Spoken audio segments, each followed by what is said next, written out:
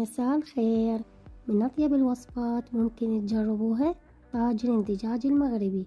طريقة كل سهلة وبسيطة وما راح تاخذ من عندنا وقت. في البداية حنضيف مكعب من الزبد، قليل من الزيت الزيتون أو زيت عادي. بعدها حنضيف قطع الدجاج غسلتهم قبل وقت ومنظفتهم، حنقلبها على الجهة الثانية بعد ما انحمس ويانا. بعد ما انحمس من الجهتين حنتركه على جنب. بنفس الطاوة حنضيف البصل نحمسه كل زين. بعدها حنضيف الثوم المبشور، حنضيف الكزبرة فريش نحمسها حمسة زينة. بعدها حننزل التوابل فلفل اسود كزبرة كركم ملعقة صغيرة من كل شي. بعدها حنرجع قطع الدجاج اللي حمسناه، قلبهم تقليبة خفيفة.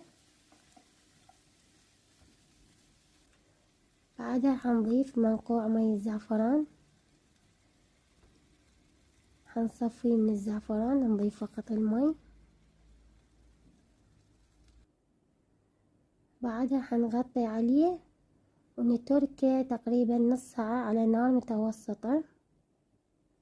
بعد نص ساعة حنضيف الزيتون وما ننسى رشة من الملح، قلبهم تقليبة خفيفة.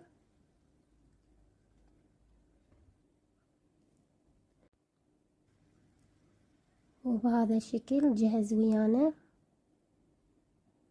طبعا ما اقدر اوصف لكم الريحة تجنن، جربوها، وصفة تستحق التجربة، كلش طيبة. اتمنى تجربون الطريقة. اذا حبيتوا هذا الفيديو لا تنسونا بالضغط على زر اللايك والمتابعة والتعليق الحلو، واقولكم سلامكم العافية. مع السلامة، انتظروني فيديو جديد.